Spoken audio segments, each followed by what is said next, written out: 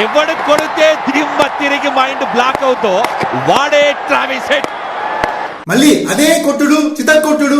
SRH ఈసారి Delhi bowlers పైన విరుచుకుపడింది. మొన్న 277 రన్స్, నిన్న 287 రన్స్, ఈ రోజు 266 రన్స్. అభిషేక్ శర్మ 12 బాల్స్ లో 46 రన్స్. ఆ బాల్ క్యాచ్ మిస్ అయితే ఫాస్టెస్ట్ 50, 383 స్ట్రైక్ రేట్ తో ఇదే ఐపీఎల్ హిస్టరీలో హైయెస్ట్ స్ట్రైక్ రేట్. అలాగే ఢిల్లీ బ్యాటింగ్ లో ఒక ప్లేయర్ గురించి మాట్లాడుకోవాలి, జేక్ ఫ్రేజర్.